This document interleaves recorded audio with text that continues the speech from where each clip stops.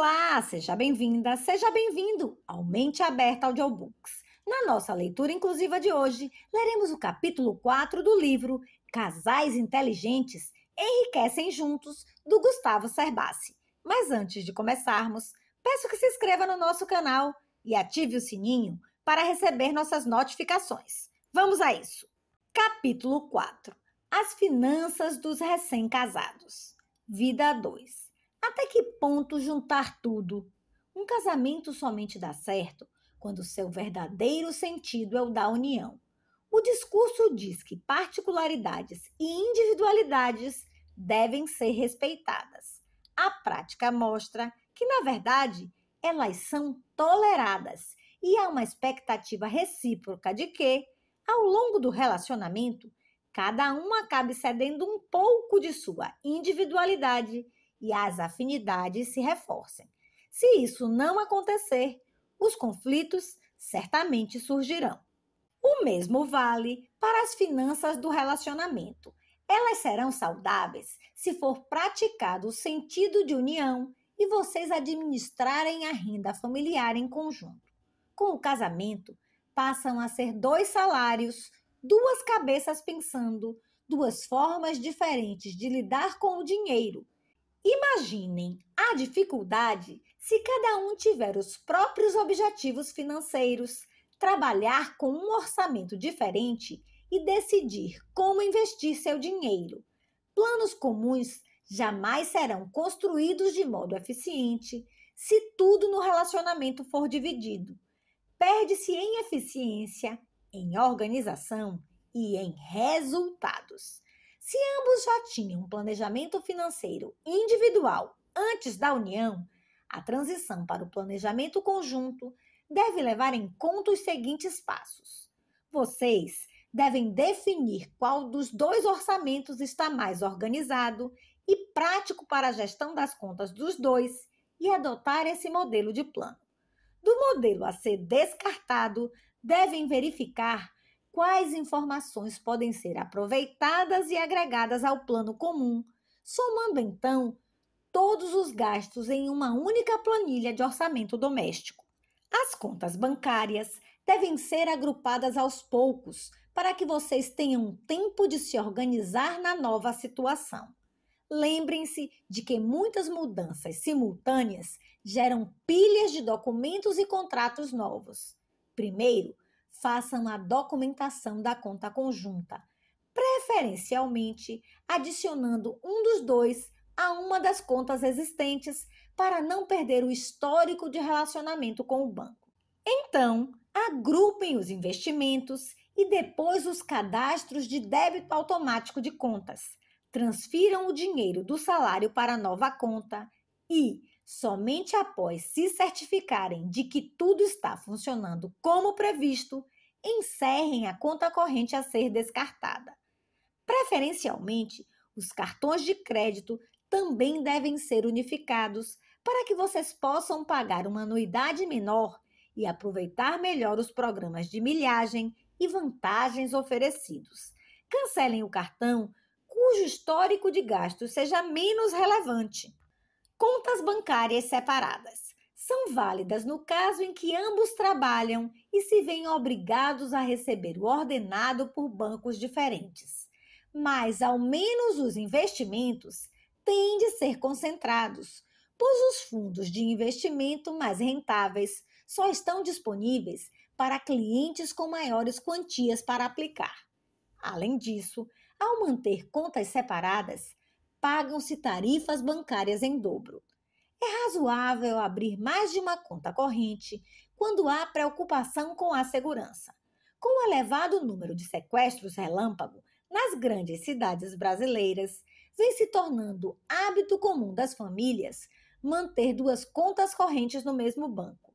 Numa, ficam todos os investimentos e recursos não usados no dia a dia. Na outra, apenas recursos suficientes para saques diários ou para atender a eventuais abordagens criminosas. O cartão da conta principal jamais deve sair de casa. Negociem com o gerente a isenção de tarifa para essa segunda conta com base no bom relacionamento da conta principal. Alguns casais justificam a manutenção de contas separadas porque um dos dois é muito mais organizado que o outro. Isso ocorre em situações em que, por exemplo, um seja do tipo financista e o outro do tipo desligado. Tal justificativa apenas contribui para o adiamento das conquistas financeiras. Se o problema é a desorganização do parceiro, o mais competente nesse quesito deve assumir a administração da conta conjunta, inclusive propondo limites para o uso do dinheiro. O trabalho não será muito maior que o de administrar uma conta individual. Rose e Tadeu sempre procuraram manter suas finanças organizadas. Ela, muito disciplinada e metódica, anota tudo, compara os gastos do mês atual com os do anterior, conversa com Tadeu sobre limites e cortes de gastos para não estourar o orçamento e até decide com o gerente do banco em que investimentos aplicar. Lembro-me sempre da Rose, porque ela é a única pessoa que conheço que no canhoto do cheque preenche os campos saldo anterior e saldo atual. Porém, há algum tempo conversávamos sobre uma dificuldade do casal. Enquanto ela era extremamente rigorosa com seus controles, Tadeu era o oposto, não tinha controle nenhum. Todo mês, eles se desentendiam porque Tadeu emitia vários cheques e deixava os canhotos em branco. Rose emitia um cheque achando que tinha saldo e conta negativa. Após 2 ou 3 brigas mais sérias, foi Rose quem assumiu as rédeas. Propôs a Tadeu que ele andasse com apenas uma folha de cheque na carteira.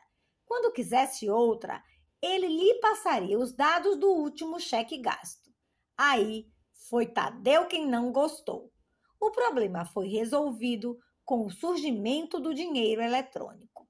Hoje, eles não usam mais cheques. Tudo é comprado no cartão de crédito ou no cheque eletrônico. E Rose controla diariamente via internet o movimento da conta conjunta dos dois. Regime de casamento civil. O regime de casamento civil mais comum na sociedade brasileira é o da comunhão parcial de bens, em que o casal compartilha tudo o que foi conquistado após o casamento. Em caso de separação, os bens possuídos anteriormente não são divididos, mas tudo o que foi obtido junto é partilhado igualmente. Nada mais justo. Os demais regimes de casamento são eficientes em condições muito específicas. A comunhão universal de bens é um regime justo para noivos cujas famílias possuem condições e patrimônios semelhantes. Bens anteriores ao casamento e heranças são comuns aos dois, sendo divididos igualmente em caso de divórcio. E a separação total de bens é sugerida em situações em que um dos noivos tem um patrimônio e uma renda muito superiores aos do outro e cada um possui certa independência financeira, como no caso de artistas e profissionais de grande projeção. É coerente que as finanças de cada um sejam mantidas separadas. Como em toda situação em que há uma parte financeiramente favorecida, é elegante que a sugestão por esse regime de casamento parta do mais fraco, no caso, quem tiver menor renda e patrimônio. Esperar que parta do outro é criar oportunidades para um desconfortável clima de desconfiança, o grande problema das discussões sobre dinheiro em família.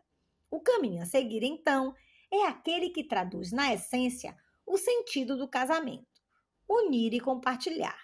Vocês começarão com o pé direito se desde o começo ambos construírem sonhos e planos comuns, elaborarem e respeitarem um orçamento familiar, forem disciplinados em relação aos investimentos familiares, mantiverem as contas em dia, celebrarem a conquista de metas financeiras. Início do planejamento financeiro. Algumas pessoas pensam que o planejamento financeiro, que também chamo de projeto de independência financeira, requer ajuda de especialistas com elaboradas ferramentas de análise e capacidade de prever o futuro. Essa é uma ficção decorrente da dificuldade que muitos têm em lidar com números e tabelas, pois a educação financeira, infelizmente, ainda não é uma realidade nas escolas brasileiras em todos os níveis. Na verdade, a tecnologia empregada em um planejamento dessa natureza utiliza nada mais que ferramentas de matemática financeira básica, com conceitos e formulações compatíveis com a matemática estudada no ensino médio. Se aquilo que se ensina nas escolas fosse exemplificado com casos cotidianos das famílias, é provável que grande parte dos brasileiros ingressasse em seu primeiro emprego com planos de independência financeira, ao menos esboçados. Esse é um pequeno passo a ser dado para construirmos um Brasil mais rico. Quero dedicar este capítulo a provar dois fatos. 1. Qualquer casal pode fazer o próprio planejamento financeiro se dedicar alguns minutos por semana a seu futuro. 2. O planejamento financeiro familiar não pode ser complicado. Após dedicar algumas poucas horas à sua elaboração, basta fazer pequenos ajustes periódicos, talvez semestralmente, nas metas para orientar a vida para o caminho da prosperidade. Tais ajustes seriam decorrentes de mudanças nos salários, na rentabilidade dos investimentos, na inflação e nos objetivos do plano. Se o controle financeiro familiar for difícil demais e lhes tomar muito tempo, vocês tenderão a abandoná-lo para aproveitar melhor os momentos de lazer. É notório o fato de que, para enriquecer, é preciso aprender a gastar. Sua riqueza não depende do que vocês ganham, mas sim de como gastam.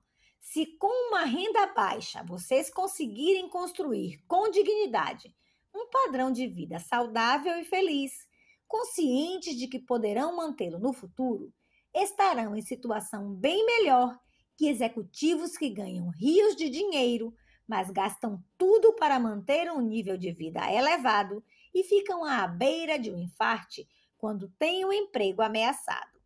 Alguns pontos são essenciais no planejamento financeiro: controle de gastos, estabelecimento de metas, disciplina com investimentos, ajustes referentes à inflação e mudanças na renda, administração do que se conquistou. Abordarei a seguir em detalhes cada um dos passos para que vocês tenham as finanças organizadas e saudáveis, além de propor algumas interpretações racionais para decisões tipicamente emocionais. Orçamento. Dá para cortar? O primeiro passo para poupar é fazer sobrar dinheiro. Tenham certeza de que boa parte dos motivos para o fato de não sobrarem recursos para poupar não está nos grandes gastos do orçamento, está nos pequenos, aqueles que fogem ao controle. Todos sabem quanto ganham e quanto pagam de aluguel, prestações, escola, transporte, supermercado. Mas muitos se assustam no fim do mês, quando as contas entram no vermelho, porque os pequenos gastos diários com padaria, feira, presentes, banca de jornal e outros somam-se e criam um rombo no orçamento. Passar a controlar esses gastos requer intensa disciplina durante um curto período de tempo, até que comecemos a prestar mais atenção neles. Minha sugestão: ponham no papel todos os gastos que vocês tiverem durante um mês. Sejam rigorosos, andem com uma folha de papel na carteira e anotem tudo, das caixinhas dadas ao flanelinha à moeda perdida no ônibus. No final do mês, montem uma planilha, pode ser no computador, na agenda ou mesmo em um caderninho. Com a relação de todos os tipos de gastos mensais, percebam como é impressionante a soma dos valores que não relacionaríamos em nosso orçamento.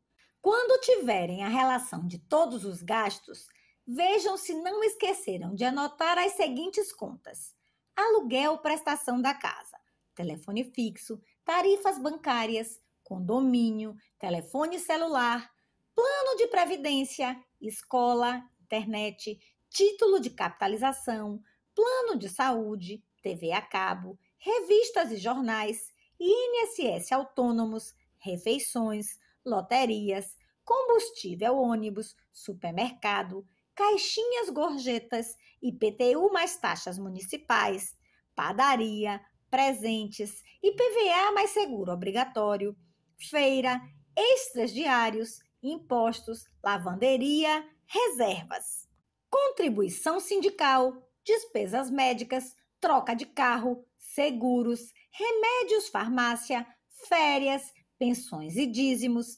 vestuário, celebrações, faxineira empregada, diversão, lazer, educação, energia, estética e higiene, água, academia de ginástica, gás, mensalidade de clube. Alguns gastos podem optativamente ocorrer de uma única vez ou ser parcelados por vários meses, como IPTU, IPVA e seguros. Em geral, os juros não compensam. Optem pelo parcelamento apenas se vocês não tiverem reservas para o pagamento à vista ou se o dinheiro estiver aplicado em investimentos com rentabilidade sensivelmente superior aos juros cobrados na época da escolha, pelo menos 0,25% ao mês acima dos juros. A constituição de reservas para aquisição ou troca de bens não é ainda um hábito muito difundido, mas é importante para o desempenho melhor de seu dinheiro, mesmo que não se saiba ao certo quanto poupar, nem por quanto tempo. Na pior das hipóteses, dividam o valor do bem pelo número de meses que desejam poupar. Os recursos para uma finalidade específica podem ser investidos separadamente em um fundo que escolherem somente para esse objetivo. Uma boa alternativa é aplicar no mesmo fundo em que vocês investem para o futuro, acompanhando em um caderninho ou em uma planilha que parte desses recursos deverá estar disponível para o gasto desejado. Lembrem-se, quanto maior o dinheiro reunido, melhores serão as alternativas de investimento. Com a planilha feita, discutam juntos o que está em excesso e decidam o que pode ser cortado. Se aparentemente não há o que cortar, estabeleçam metas para a redução de gastos. Alguns não podem ser cortados, mas certamente há gordurinhas nos gastos com supermercado, feira, energia ou água. As economias serão pequenas, mas a soma dessas pequenas economias pode concretizar seu plano de independência financeira. Mais adiante, na seção Onde Economizar, apresento algumas sugestões para a redução de gastos no orçamento que nem sempre são óbvias. Imponham limites a cada categoria de gastos e sigam esses limites com precisão. Incluam em sua planilha a meta mensal de investimentos. Não importa se vocês optarem por um valor mensal ou por um percentual do salário. E paguem-se primeiro, isto é, poupem o valor mensal previsto assim que receberem o salário. Os investimentos passarão a ser a prioridade número 1. Todas as demais contas devem adequar-se ao projeto de independência financeira do casal. O aluguel aumentou com a inflação, é hora de apertar os cintos e não de comprometer o plano traçado. Será melhor sofrer alguns poucos meses até o dissídio ou o 13º salário que padecer durante toda a velhice com privações. A crise dos 7 anos. Talvez uma das maiores lições que recebi de amigos experientes antes de meu casamento tenha sido sobre a crise dos 7 anos.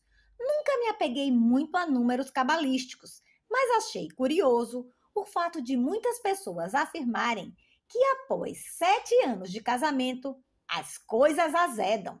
A crise dos 7 anos é inevitável, afirmam muitos casais. Senti um grande alívio quando um casal de amigos com vários anos de casamento muito feliz nos explicou, a mim e a Adriana, de forma bem-humorada, os motivos para a ocorrência da crise. Segundo eles, ao longo do tempo, muitos dos detalhes charmosos do lar do casal se desfazem. No começo, tudo é novo e reluzente. Enxoval, faqueiro lustroso, copos de cristal para servir as visitas, todos os eletrodomésticos em perfeito funcionamento. Depois de cerca de 7 anos de uso, muitos jogos de copos já estão incompletos. Os talheres opacos, o enxoval com aparência de usado. Muitos eletrodomésticos deixaram de funcionar.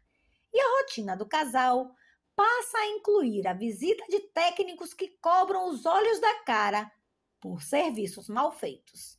Muitas lâmpadas da casa se queimam e os insistentes pedidos para que o maridão as troquem soam como implicância. As paredes precisam de pintura, mas dá para continuar vivendo assim. As portas rangem, os ralos estão entupidos, o filtro de água está com defeito, enfim, um sem número de problemas transformam o outrora ninho de amor em um cafofo caindo aos pedaços. Esses problemas não são notados, pois vão ocorrendo aos pouquinhos ao longo do tempo. Por volta dos 7 anos, parece que o charme e o romantismo acabaram. Mas a grande verdade é que foi o dinheiro que encurtou. O bom é que a crise dos 7 anos pode ser evitada. Não é grande trabalho, mas envolve alguma disciplina, mais uma vez com os olhos no futuro.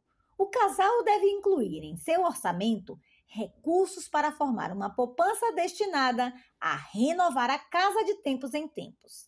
Alguns optam por renovar tudo de uma vez, após 7 ou 8 anos de casamento. Ótimo! É como casar de novo, renovar sonhos, curtir a emoção de ter novidades na vida. O caminho a ser evitado é justamente o da acomodação. Não existe o estamos bem assim. A vida depende de renovação. Estabelecendo metas. Quando vocês se propõem organizar e controlar com mais carinho sua vida financeira, o objetivo principal certamente é viabilizar a conquista de sonhos. Se tiverem sucesso nessa proposta, seguramente conquistarão o objetivo secundário de não sofrer com dificuldades financeiras. Os sonhos a que me refiro não são somente os de segurança e independência financeira, talvez a grande meta que muitos não cuidam de ter. Existem metas intermediárias que, independentemente de ser estipuladas a 2 ou não, custarão muito mais caro se forem financiadas por bancos ou financeiras e não com os próprios recursos. Se, por exemplo, o sonho de vocês é comprar um carro, veja qual era a melhor opção de pagamento. Se para a compra do carro vocês resolvessem poupar R$ 300 por mês em uma aplicação que rende 0,6% líquido mensal, acumulariam em um ano R$ 21.589,42. A soma dos depósitos nesses 60 meses seria de R$ 18.000, mas os juros do banco teriam trabalhado para vocês e viabilizariam a compra de um automóvel melhor.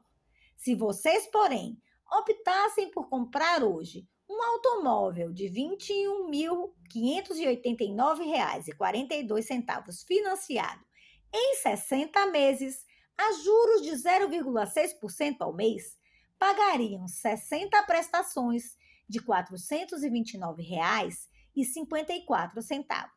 Em vez de os juros trabalharem para vocês, a situação se inverteria. Vocês estariam trabalhando e muito para pagar os juros compostos. Os desembolsos totais no período seriam de R$ 25.772,40, cerca de 43% a mais do que os R$ 18.000 da opção anterior. Portanto, se nossos sonhos de consumo podem nos custar muito menos, temos de estabelecer com antecedência nossas metas para poder concretizá-las. Isso vale para aquisições de carros e propriedades, cursos, educação dos filhos, viagens, celebrações em família, nova decoração da casa, presentes e outros tantos sonhos cujos custos não cabem no orçamento do mês. A situação presente da economia brasileira mais estável já nos permite planejar o futuro. Por isso, temos de aproveitar essa conquista. para ajudá-los a estimar o valor mensal a poupar. Para cada uma de suas metas, desenvolvi a tabela seguinte, que mostra quanto poupar por mês a diferentes taxas de juros para formar uma massa de recursos de R$ 1.000. Suponhamos que vocês queiram economizar durante 4 anos para fazer uma viagem que custe R$ 10.000. Com juros líquidos de 0,65% ao mês, pela tabela, teriam de acrescentar R$ 17,82 ao mês em sua aplicação para formar R$ 1.000 daqui a 4 anos. Como sua meta é de 10 vezes esse valor, terão de poupar 10 vezes mais, ou seja, R$ 178,20 ao mês. Caso queiram antecipar a viagem em um ano, a poupança mensal sobe para R$ 247,40, conforme se observa pelo valor situado imediatamente à esquerda na tabela. Percebam que não é difícil. Conversem sobre suas metas a dois e também sobre as metas individuais. Analisem seu orçamento para adequá-lo à necessidade de fazer reservas para essas metas. Escrevam suas metas, assinem e datem. Essa atitude vai ajudar a afirmar em seu pensamento que vocês realmente se comprometeram a alcançar suas metas. É também aconselhável colocar essas anotações em local que possam vê-las diariamente, como motivação adicional para continuar com o objetivo, mesmo quando surgirem as tentações inevitáveis de desistência. O estabelecimento de compromissos por escrito ajuda a evitar as compras por impulso. A partir de seu casamento, Márcia e Milton começaram a poupar cerca de 25% de sua renda com o objetivo de conquistar a independência financeira. A meta que ambos concordaram em assumir por escrito era de formar uma poupança equivalente a R$ 800 mil atuais, até que Milton completasse 45 anos, para então viver com a garantia da renda da poupança formada ou abrir um negócio próprio. Em 2 oportunidades, eles quase caíram na tentação de desistir de seu objetivo. A primeira foi quando veio ao mundo a princesinha da família, Mariana. Na época, tinham o equivalente a R$ 80 mil, faltando exatamente 10 anos para expirar o prazo proposto em seu compromisso. Eles não conseguiriam mais poupar 25% da renda, mas apenas 16%. Refazendo os cálculos, o casal notou que precisaria ser um pouco mais seletivo em seus investimentos, pois seria necessário obter rendimentos médios de 0,7% ao mês líquidos para alcançar o objetivo. Até então, conseguiam obter apenas 0,55%. Milton propôs retirar R$ 2.000 da poupança para ambos se inscreverem em um curso de finanças pessoais e investimentos.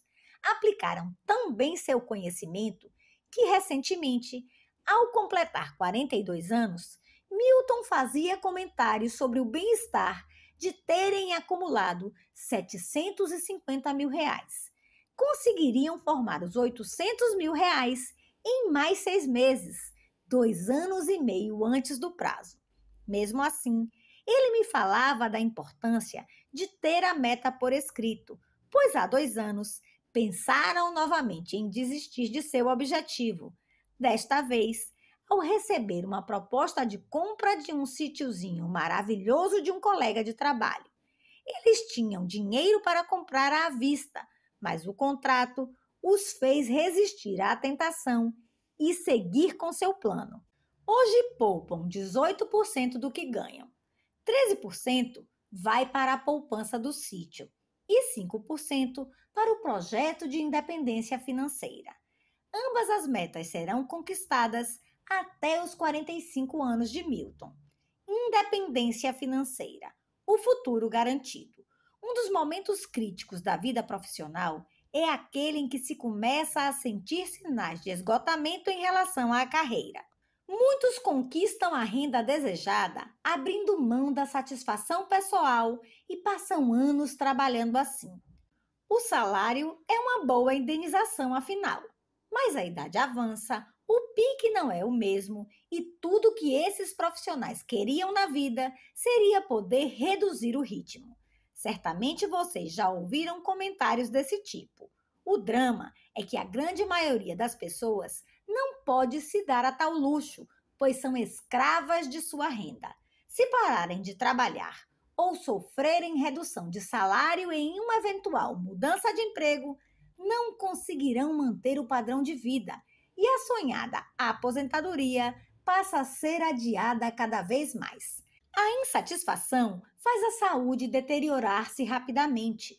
Muitos chefes de família perdem a vida por não aguentar esse sofrimento.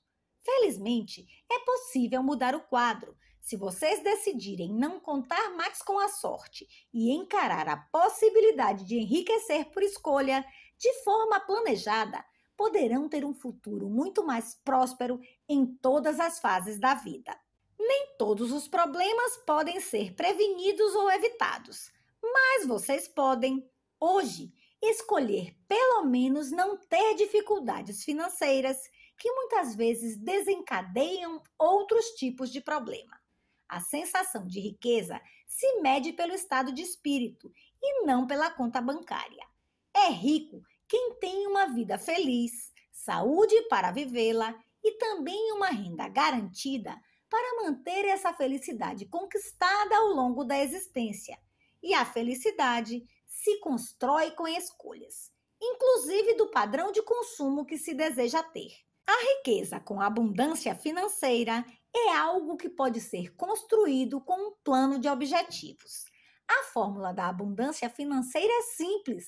Gastem menos do que vocês ganham e invistam a diferença.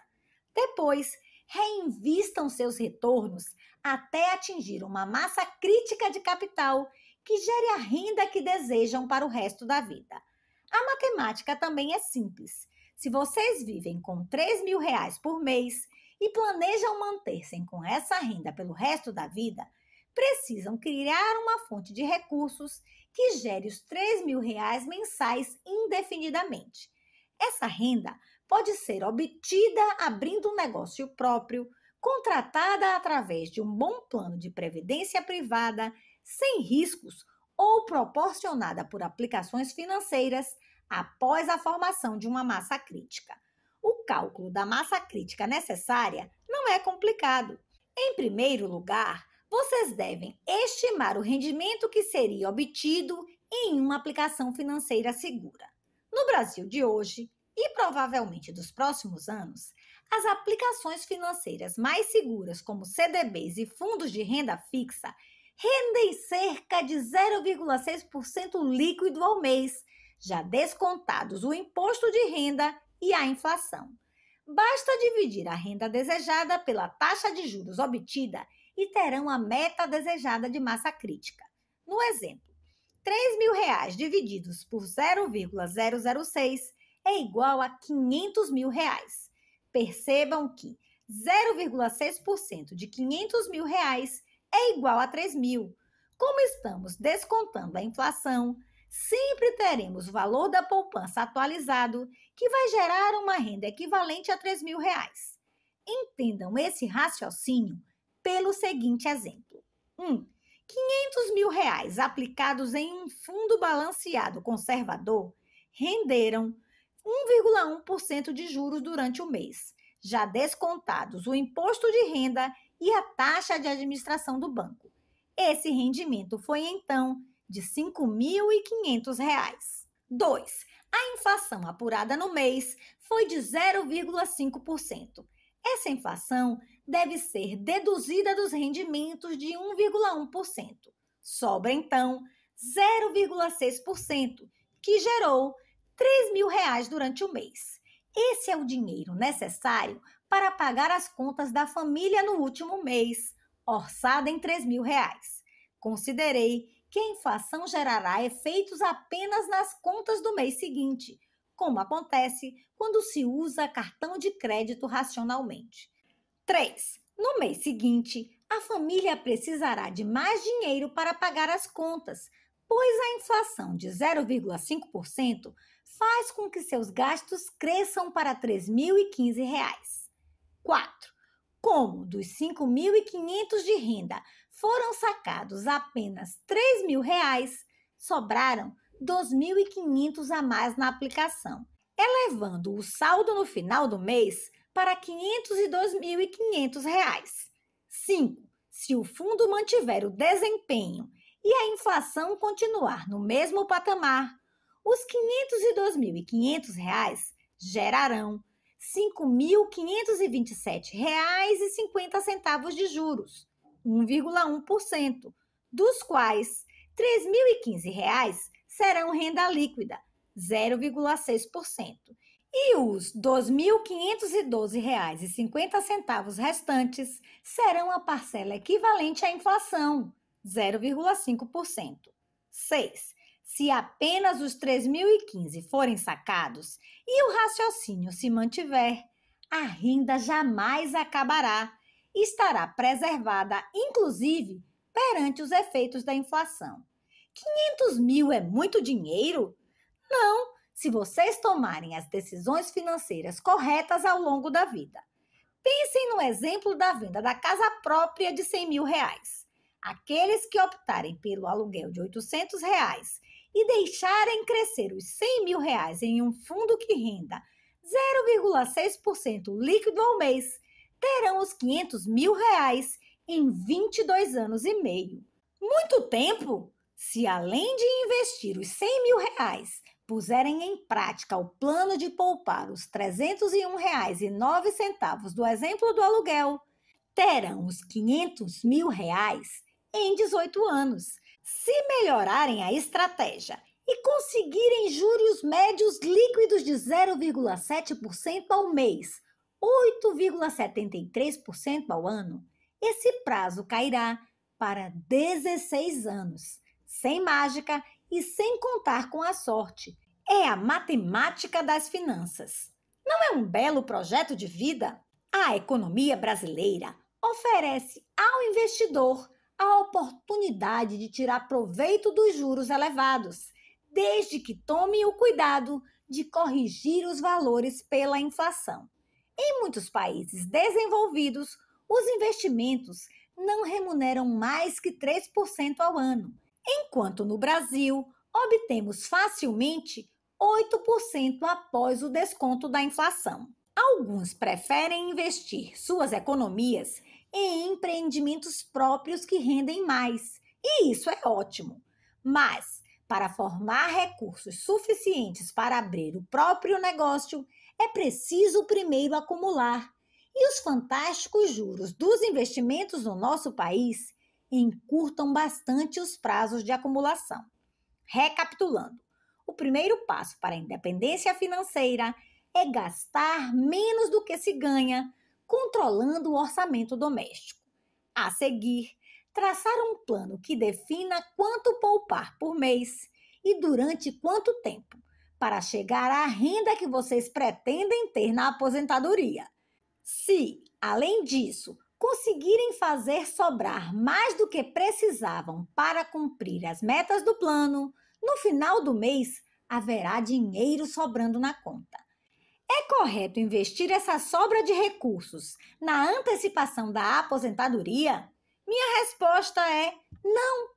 Se de vez em quando sobram recursos em conta corrente, por exemplo, ao receber o 13º salário, não é pecado aproveitar esse bom momento e se dar o direito de alguns luxos, curtir umas férias, investir em um novo hobby, gastar em um jantar romântico, criar uma nova poupança para a troca do carro, comprar um eletrodoméstico, renovar o guarda-roupa, fazer um tratamento de beleza e assim por diante. Vocês decidem, é sua opção de luxo. É dessas oportunidades que vem a verdadeira sensação de bem-estar financeiro. Consumir sem culpa, recarregar as pilhas, ser feliz. Afinal, seu futuro está protegido. Livrando-se das pedras no caminho. O discurso é muito bonito, mas como pouparemos e aproveitaremos os luxos da vida se estamos devendo para todo mundo? Se vocês estão com o saldo negativo no banco, a culpa é das decisões erradas que tomaram nos últimos meses, talvez anos. Entrar em um financiamento de casa ou apartamento de padrão superior ao que a renda comportaria com folga. Comprar com financiamento e não controlar as contas do mês, descuidar-se do saldo bancário e entrar no cheque especial. Comprar um presente caro em um momento inadequado para o bolso. Tomamos decisões todos os dias. Discutam suas últimas decisões, mas não transformem essa discussão no foco do problema. Não adianta chorar o leite derramado. Gastem as energias para resolver o problema, mas prometam um ao outro pensar 2 vezes antes de repetir o erro no futuro. É preciso declarar guerra às dívidas. Vocês devem fazer todos os esforços para pagar as dívidas no menor prazo possível. Pagar aos poucos não adianta, pois isso é como cavar um buraco na areia da praia. A gente cava e cava, então vem o mar e enche o buraco de água e areia novamente. Se não quitarem as dívidas de uma vez, em poucos meses, os juros vão repor o que vocês pagaram. Então, mãos à obra. Cortem drasticamente os gastos, economizem energia, água e gás, comprem mais tarde na feira, cortem os supérfluos no supermercado, proíbam a si mesmos de gastar com lazer e vestuário. Economizem gasolina. Quem tem carro que ande de ônibus? Proponham-se realmente fazer sobrar dinheiro. Usem todos os tipos de poupança que vocês têm. De nada adianta não mexer nos investimentos e perder mais com os juros da dívida. O mesmo vale para bens com terrenos e imóveis à espera de valorização. Vendam o que foi comprado além da conta e não está sendo usado. Não há investimento bom para quem está atolado em dívidas. Mas não esqueçam, assim que as dívidas estiverem quitadas, ponham em prática seu plano de poupança e enriquecimento. Onde economizar?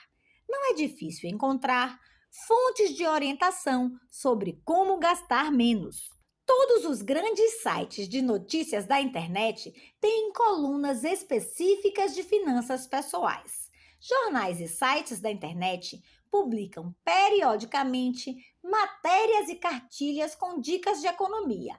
Eu sugiro que vocês recortem e guardem essas matérias em uma pasta de fácil acesso. Órgãos de defesa do consumidor publicam dezenas de cartilhas que mostram como gastar menos.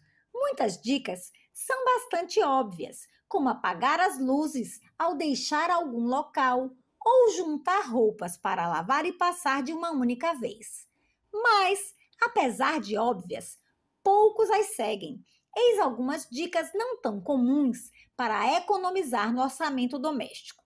Energia. Muitas famílias substituíram os aquecedores e chuveiros elétricos por aquecedores a gás, porque o gás é mais barato. Esses equipamentos, porém, geralmente são instalados longe dos banheiros, e isso obriga a esperar que saia toda a água fria que está no cano entre o aquecedor e o chuveiro. Em cada banho, são cerca de 5 litros de água, mais o consumo de gás desperdiçados. Se a família se organizassem e todos tomassem banho em sequência, não haveria tempo de a água esfriar.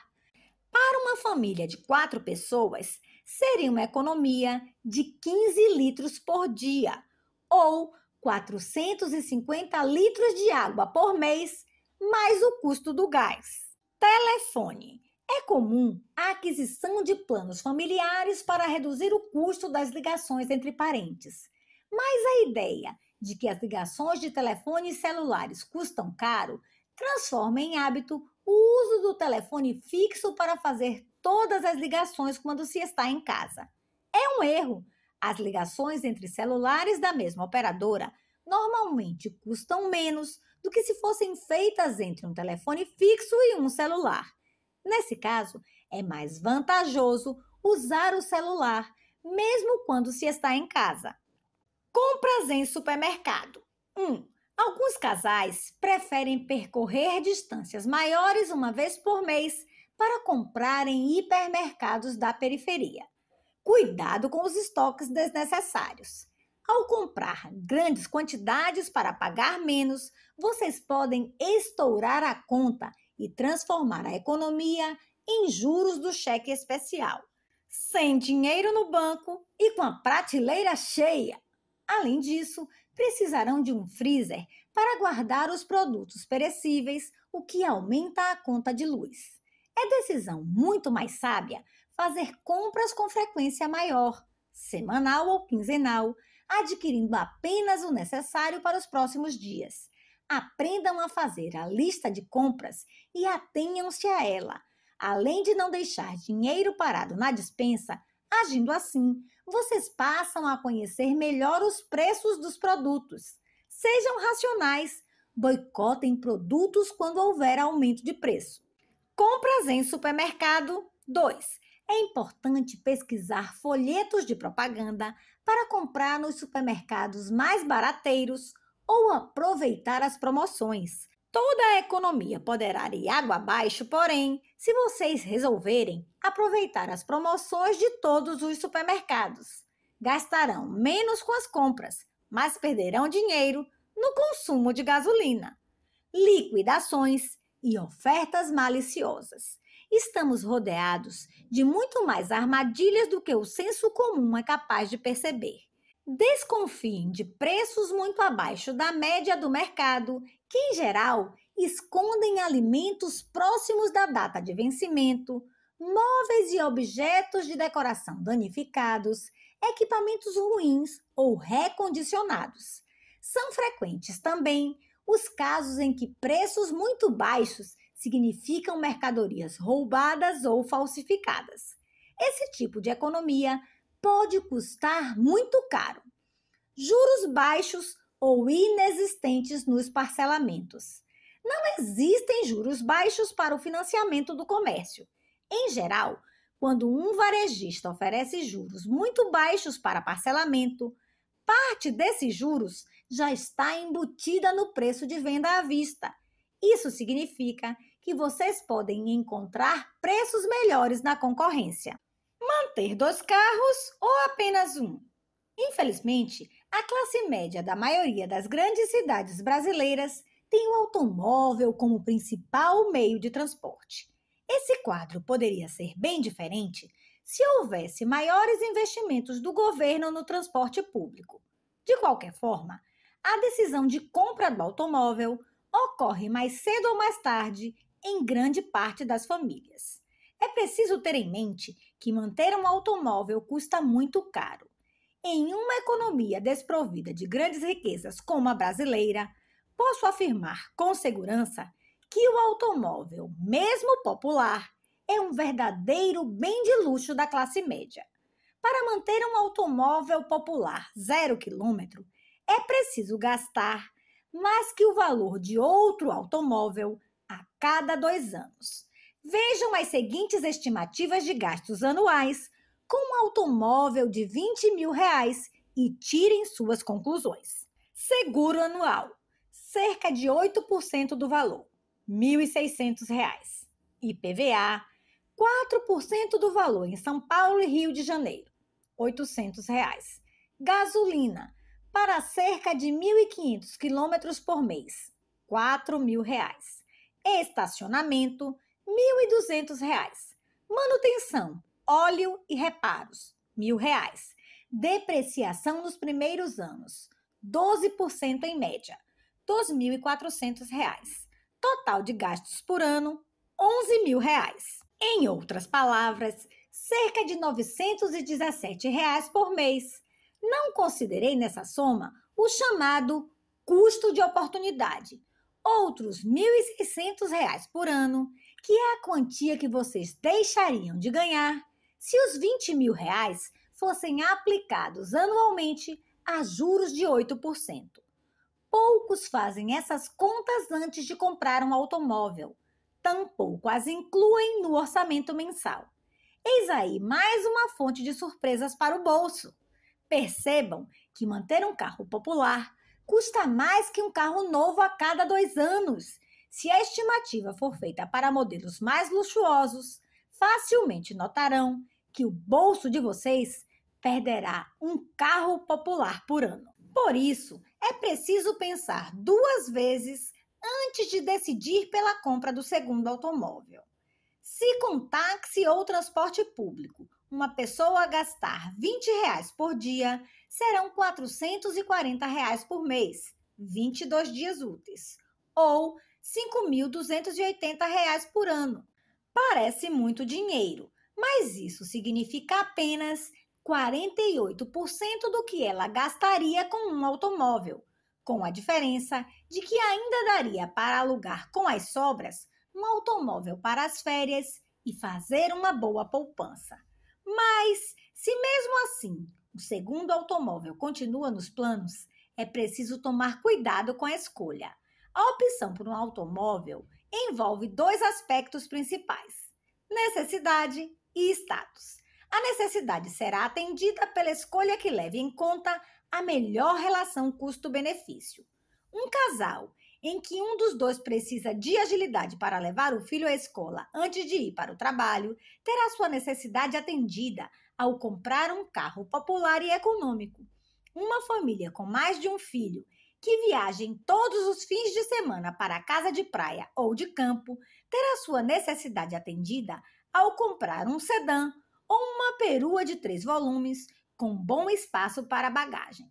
As mesmas decisões podem levar à compra de veículos diferentes se o status pesar na escolha. O casal pode optar por um automóvel 0 km, mesmo sabendo que um modelo similar com 1 ano de uso custa 15% menos.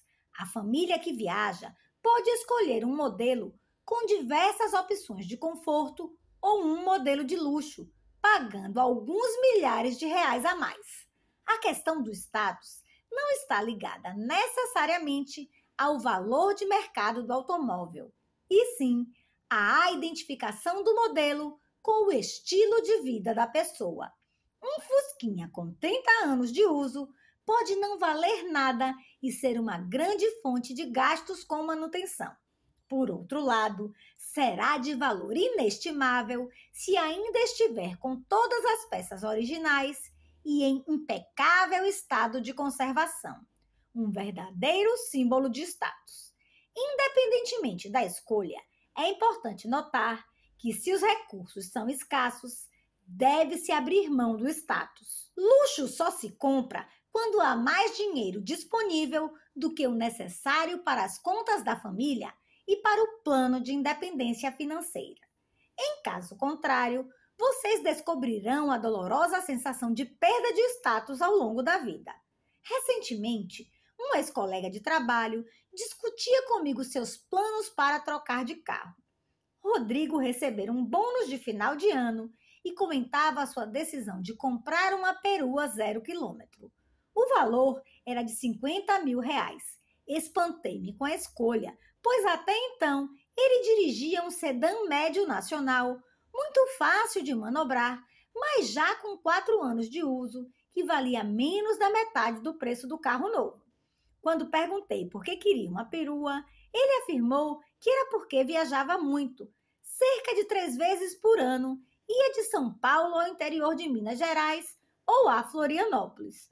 Propus, então, uma simulação de valores. Se ele comprasse um sedã, não uma perua, do mesmo modelo e com um pouco mais de ano de uso, pagaria cerca de R$ 36.000.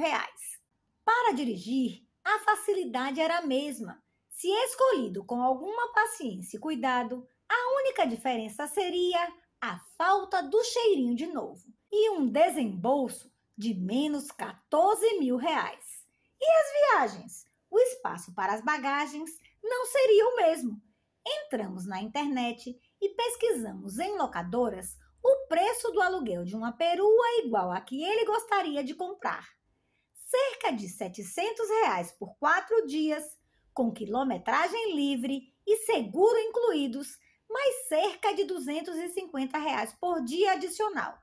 E havia a vantagem de viajar sempre com um carrinho novo em folha, sem necessidade de se preocupar com sua manutenção. Convenci Rodrigo da mudança e fui convidado a dividir com ele a próxima viagem. Quando comprar casa? Ao apresentar a comparação entre comprar e alugar uma moradia, provei que, no aspecto financeiro, normalmente é mais vantajoso morar em um imóvel alugado. Muitos contestam essa opinião. Alguns afirmam que casa própria oferece maior tranquilidade. Outros têm certeza de que proporciona maior segurança.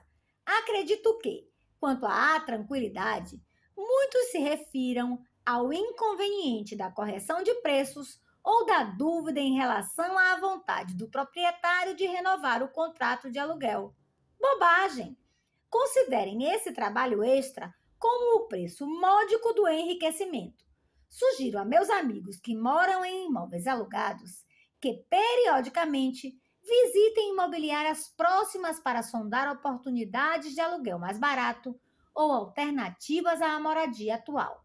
Tenham sempre uma carta na manga para manter o crescimento do dinheiro rumo a um futuro próspero. Vejo a instabilidade da situação do aluguel como uma vantagem. Por isso, prefiro dar a essa situação o nome de flexibilidade. Para aqueles que estão nos primeiros anos de carreira, ainda consolidando sua formação profissional e seu currículo, existem grandes chances de mudança de emprego. Em grandes cidades, morar próximo ao trabalho faz uma diferença enorme no orçamento. Mas eu diria que na cidade de São Paulo, onde vivo, morar próximo ao trabalho significa qualidade de vida. Quem muda de emprego e mora em casa própria tem uma grande encrenca a resolver. Enfrentar a dor de cabeça de vender e comprar outra moradia ou aceitar o sacrifício de horas a mais no trânsito e muitos reais a mais com gasolina e manutenção. Quem vive em regime de aluguel não tem essa preocupação. Basta esperar poucos meses pelo fim do contrato e mudar-se. O custo da mudança, se isso não ocorrer com muita frequência, é tranquilamente pago pela poupança viabilizada, pela economia proporcionada pelo aluguel. Outro argumento contra a moradia alugada é o da segurança. Se eu perder o emprego, onde vou morar? Para mim, esse é um argumento sem nexo. O que fazer em situação de desemprego se todo o seu dinheiro está empatado na casa? Pior ainda, se vocês estiverem pagando prestações dessa casa e correrem o risco de perdê-la. Se escolherem o caminho do aluguel mais poupança, terão uma reserva formada caso ocorra uma emergência. A conclusão que quero levar a vocês não é a de que sempre se deve alugar e nunca comprar. Pelo contrário, a decisão de compra será melhor depois de atingida a estabilidade financeira, profissional e familiar, ou quando surgirem oportunidades de real investimento e vocês tiverem recursos para aplicar em algo que multiplique seu capital. Mas será um mau negócio quando os recursos poupados forem insuficientes para comprar uma casa e manter o padrão de vida da família. Para que correr riscos se há alternativas mais baratas?